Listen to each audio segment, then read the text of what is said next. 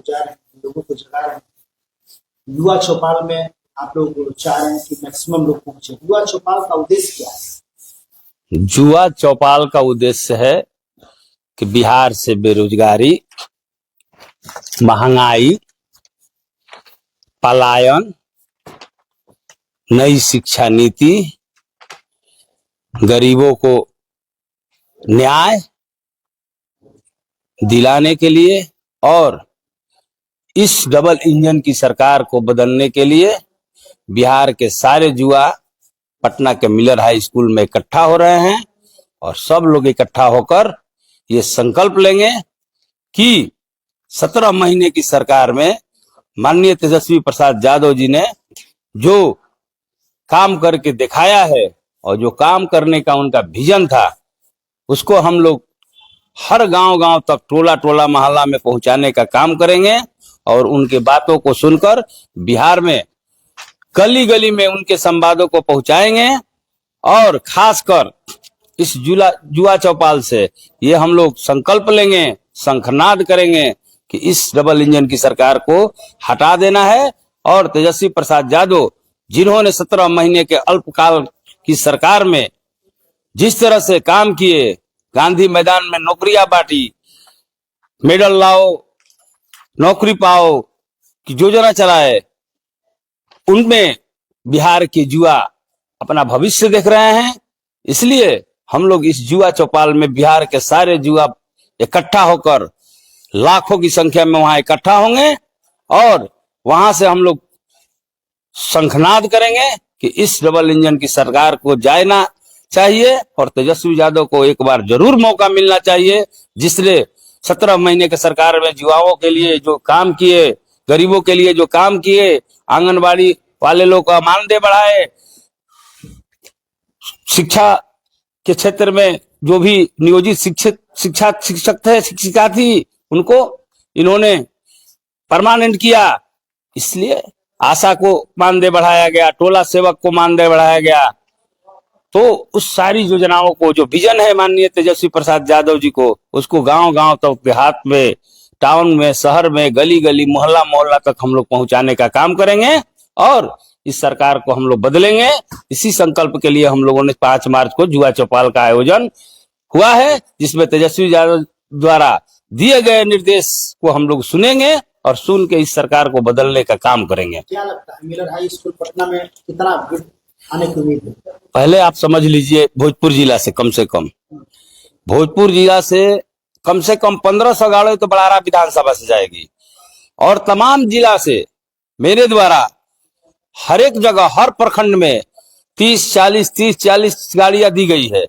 हर पंचायत में पूरे जिला के 2-2 गाड़ियां दी गई है और बड़ारा विधानसभा से कम अलग से 1500 गाड़ी जाएगी और जिले में जितने 14 प्रखंड हैं, हर प्रखंड में जितने भी पंचायत हैं, उनमें 2-2 गाड़ियां, 4-4 गाड़ियां, जहां जहां जितने लोग गाड़ी मांगे हैं सबकी व्यवस्था कर दी गई है। पूरे जोश और खरोश के साथ युवा तैयार है। सब लोग मिलकर हम लोग 5 मार्च को माननीय प्रतिपक्ष के नेता तेजस्वी प्रसाद यादव जी को हम लोग मजबूत करने के लिए और उनके भाषण को सुनकर संकल्प लेंगे कि बिहार में हम लोग तेजस्वी प्रसाद यादव को मुख्यमंत्री बनाने जा रहे हैं।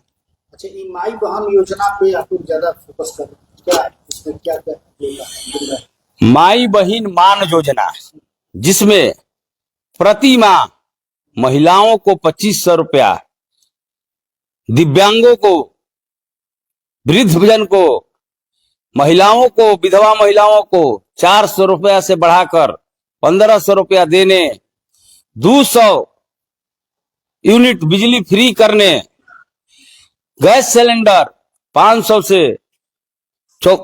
से 500 करने के लिए हमारे नेता ने एक लक्ष्य रखा है। अगर सरकार हमारी बनती है और निश्चित रूप से सरकार बनेगी और ये सारी योजनाएं लागू होगी, पहले कैबिनेट में ही सारी योजनाओं को लागू कर दिया जाएगा। बड़ारा विधानसभा में आप कहीं न कहीं नेतृत्व कर रहे हैं, क्या लगता है समस्या क्या है बड़ारा विधानसभा में? देखिए, पहला समस्या तो जो हम लोगों ने, आप भी बड़ारा विधानसभा से आते हैं, तो पहला तो समस्या हो गया पीपा पुल, जर्जर सड़कें। तो पहले नंबर हम लोग प्रयास करेंगे कि पीपा पुल के जगह पर अस्थाई पुल का निर्माण हो। दूसरी समस्या है बाढ़ की विवस्था, जिसमें आप देखे हैं बाढ़ में क्या प्रॉब्लम हुई है। जिस तरह से गरीबों के बीच जाने में हम लोग को बहुत कठिनाई हो रही थी, तो कोइलवर बक्सर तटबंध जो है, ये जो बांध है ये बक्सर तक है, बहुत जगह इसमें गैप है। उस गैप क्लोजर को बंद करके हर जगह स्विच गेट लगाकर उस बांध को चौड़ीकरण करके उस पर रोड बन जाता, तो सारी बाढ़ सामग्रियां जनता के पास कम से कम पहुंच जाती। समस्या होती है, पानी पीने के लिए बाढ़ में नहीं रहता है। हम लगातार 2 महीना बाढ़ में रह के कैंप चलाए हैं, खाना पहुंचाए हैं, अपने मार्केट पर खाना खिलाए हैं, तो हम लोगों ने दशा देखा है। तो तीसरी मांग है, हम लोग पूरा करेंगे एक महाविद्यालय, डिग्री कॉलेज। तो डिग्री कॉलेज नहीं है बड़हरा में आज तक। ये भी बहुत ही लोग कहता है कि विकास हुआ है बड़हरा में, तो एक डिग्री कॉलेज आपके पास नहीं है तो क्या आपका विकास हुआ है? समझ लीजिएगा रोजगार युवाओं के लिए क्या किया है सरकार आज तक। तीसरी समस्या है स्वास्थ्य में, हर जगह अस्पताल हैं, अच्छे अस्पताल हैं। तेजस्वी जी स्वास्थ्य मंत्री थे तो हर रात में भी अस्पतालों में छापा मारते थे, हर जगह डॉक्टर की व्यवस्था की गई थी। फिर वही दशा हो गई, कहीं किसी अस्पताल में, सरकारी अस्पताल में कहीं डॉक्टर नहीं है। ब्लॉक की स्थिति इतनी खराब है कि आप बिना पैसा दिए हुए एक गिलास पानी भी चपरासी आपको नहीं पिलाएगा। वही पहले 50 रुपया, 20 रुपया, 10 रुपया में काम चल जाता था, और 500 के नीचे चपरासी पानी भी नहीं पिलाता है। तो ये भ्रष्टाचार, लूट मची हुई है इस सरकार में, इसको हम लोग बंद करेंगे। और सारी समस्या है, जैसे दाखिल खारिज में लूट हो रही है, ये स्मार्ट मीटर के नाम पर गरीबों से पैसा जबरदस्ती वसूला जा रहा है, नहीं तो तुरंत FIR कर दिया जा रहा है, उसका बिजली का कनेक्शन काट दिया जा रहा है। इसको भी हम लोग सुधार करेंगे, सुदृढ़ करेंगे।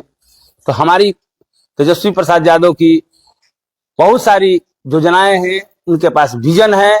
बिहार, नया बिहार कैसे बनेगा और नया बिहार को आगे कैसे बढ़ाना है, यहाँ का पलायन कैसे रोकना है, उसके लिए हम लोग भी पढ़े लिखे इंसान हैं, युवा हैं, हम लोग भी शुरू से विकास कार्यों में, जनता की मदद करने में और उनके सुख दुख में रहने के लिए हमेशा तत्पर रहते हैं।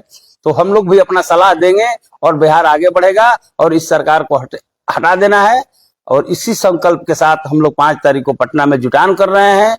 उस जुटान में माननीय नेता हमारे हम लोगों को मार्गदर्शन देंगे। उस मार्गदर्शन को हम लोगों ने घर घर, टोला टोला तक पहुंचाएंगे, और पहुंचाकर इस सरकार को बदलेंगे और तेजस्वी यादव को मुख्यमंत्री बनाने क्या संकल्प लेंगे। आप लोगों जुटान से पहले ही बिहार सरकार ने बजट जो पेश किया है 3,17,000 करोड़ का, क्या लगता है सर उसका बिहार पर असर पड़ेगा? आप पहले समझ लीजिए, ये सरकार जो केंद्र में है और कई स्टेट में है, बिहार में भी है, तो घोषणाएं इनकी होती है कागज पर। कागज पर घोषणा से कुछ नहीं होने वाला है जब तक जमीनी हकीकत को नहीं समझिएगा और उस पर उचित प्रयास नहीं कीजिएगा। तो ये सब कागज पर चुनावी साल है, सब जुमला है, गरीब विरोधी है ये बजट, और इनकी झूठे वादों में जनता पड़ने वाली नहीं है। ये बजट खोखली है। ये पैसा कहां से आएगा बताए नीतीश जी? कहां से लाएंगे पैसा? इनके पास न राजस्व है, सारे राजस्व की जो प्राप्ति होती है, हम लोग भी रॉयल्टी देते हैं, हम लोग भी GST देते हैं, हम लोग भी सब कुछ देते हैं। आपका राजस्व तो झारखंड और उत्तर प्रदेश ले जा रहा है। माफिया, दारू माफिया लोग बैठा हुआ है, 200 का दारू 500 में बिक रहा है, 500 का दारू 1500 में बिक रहा है, और हर जगह बिक रहा है। आपका राजस्व यूपी, झारखंड, हरियाणा लेकर जा रहा है। अच्छा, आपको क्या लगता है कि शराबबंदी सरकार का गलत फैसला है? 100% गलत फैसला है। पूरे विश्व का रिकॉर्ड देख लीजिए, जहां जहां भी शराबबंदी हुई है उस देश की स्थिति खराब हुई है। राज्य की स्थिति देख लीजिए।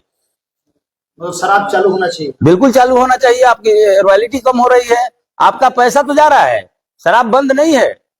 शराब चालू है लेकिन महंगा मिल रहा है। सरकार के मिली भगत से सरकार शराब को बिचवा रही है, शराब माफियाओं के पास पैसा पहुंचा रही है। वो शराब माफिया सब लोग मिलके सरकार को मदद कर रहे हैं, इस पर सरकार चल रही है। उत्तर प्रदेश जा रहा है, झारखंड जा रहा है, बंगाल जा रहा है, नेपाल जा रहा है, चारों तरफ से शराब आ रही है। जब शराब बंदी है तो शराब आ कहां से रही है? गरीब लोग मर रहे हैं जहरीली शराब पीकर। आप गुजरात का देखें है ना, गुजरात में शराब बंदी है, लेकिन वो भी है कि हर होटल में शराब मिलेगी, कहीं कहीं चौराहों पर दुकान पर आधार कार्ड देकर शराब दी जाएगी। बाहर से लोग गए गुजरात में ठहरने के लिए तो उनके लिए भी अगर टिकट है तो उनको शराब की व्यवस्था दी जाती है। तो उस तरह से व्यवस्था होना चाहिए। यहाँ टूरिज्म पॉलिसी आपका फेल है। होटल जो जितने लोग चला रहे हैं, बड़े बड़े होटल चल रहे हैं, रेस्टोरेंट है, सब फेल चल रहा है सब। तो बेरोजगारी तो खुद अपने बढ़ाए हुए हैं आप, और शराब कहीं बंद नहीं है। ये शराब माफियाओं द्वारा शराब हर जगह चालू है, होम डिलीवरी के नाम पर। सब प्रशासन जानती है शराब कहां कहां बिक रहा है। तो शराबबंदी। अच्छा, बड़हरा विधानसभा के चुनाव में लड़ाई में आपका भी नाम आ रहा है कि आरजेडी शायद आपको भी टिकट देती। वैसी स्थिति में जो टिकट आपको मिल गया और आप चुनाव जीतते तो आपने क्या सोचा? आपको बताया नो, पहल का काम होगा पीपा पुल के जगह पर अस्थायी पुल का निर्माण। दूसरा का काम तुरंत होगा पुलवर तटबंध पर बांध को दुरुस्त करके चौड़ीकरण करके रोड बनेगा। तीसरा काम होगा जो टोपोलैंड में जमीन को सरकार ने टोपोलैंड रखकर उसको बंद खाता में डाल दिया है, जिससे किसानों को हजारों हजार एकड़ जमीन का मालिकाना हक छीन लिया गया है, उसको वापस किया जाएगा। डिग्री कॉलेज का निर्माण होगा। स्वास्थ्य सुविधाएं अच्छी तरह से बहाल होगी। ब्लॉक में लूट खसोट का व्यवस्था खत्म होगा। जर्जर सड़कें, टूटी हुई सड़कें मरम्मत होगी। ये सारी योजनाएं हैं। गरीबों को हर जगह उनके हक के अनुसार मान सम्मान मिलेगा। सबको हम लोग एक साथ लेकर चलेंगे और पूरे बड़हरा को सुधारेंगे, पूरे बड़हरा को आगे बढ़ाएंगे। सुंदर बड़हरा, स्वच्छ बड़हरा, शिक्षित बड़हरा बनाएंगे। बेरोजगारी मुक्त बड़हरा बनाएंगे। सबको रोजगार देने का काम करेंगे। इसलिए पूरे बड़हरा के लोग तत्पर हैं कि राम बाबू सिंह को अब की बार विधानसभा भेज देना है, और भेजकर मैं जनता की सेवा के लिए हमेशा तत्पर रहा हूं। आपने बाढ़ में भी देखा, हर कार्यक्रम में आप देख रहे हैं कि हमारा क्या रोल रहता है। सामाजिक जितने भी कार्यक्रम होते हैं इस बड़हरा विधानसभा या जिला में कहीं भी, वहां हम बढ़ चढ़ के हिस्सा लेते हैं और अपने शक्ति अनुसार, अपनी क्षमता अनुसार बढ़ चढ़कर हम मदद भी करते हैं। गरीबों को भी मदद करते हैं, शादी ब्याह में भी मदद करते हैं, शादी ब्याह भी कराते हैं गरीबों का। तो ये सब किया जाएगा और सुंदर बड़हरा, स्वच्छ बड़हरा बनाने के संकल्प के साथ हम लोग विकसित बड़हरा, हम लोग 5 मार्च को पटना जाएंगे और इस सरकार को उखाड़ फेंकने का कसम खाएंगे। इनसे पूछ लीजिए ना पप्पू जी। क्या करें ये युवा चौपाल की तैयारी को लेकर आप क्या? हमारे नेता के आह्वान पर 5 तारीख को जो मिलर हाई स्कूल में युवा चौपाल रखा गया, उस भोजपुर जिले से खासकर बड़हरा विधानसभा से नेतृत्व कर रहे हमारे बड़े भाई राम बाबू सिंह जी द्वारा जो व्यवस्था सुविधाएं दी गई है, ये जिले के हमारे 14 प्रखंड के में बढ़ चढ़कर इनके सहयोग के द्वारा हम लोग को व्यवस्था दी जा रही है।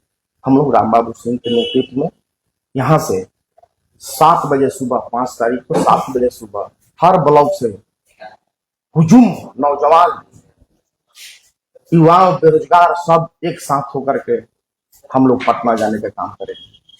हमारे राम बाबू सिंह जी द्वारा जो व्यवस्था दी गई है, हर प्रखंड में, हर हम लोग आरजेडी के 7 विंग है, 7 विंग में सभी को व्यवस्था इनके द्वारा दिया गया। हमारे नेता के आदेश पर इन्होंने ये पार्टी के लिए अपना ये एक सामाजिक कार्यकर्ता है, शुरू से इनको देखा गया है। ऐसे आदमी को हमारे नेता आशीर्वाद दें और इनको विधानसभा में बैठाने का काम करें। हम लोग यही, मैं भोजपुर युवा राजद उपाध्यक्ष पप्पू को हम लोग जन तन धन मन से इनके साथ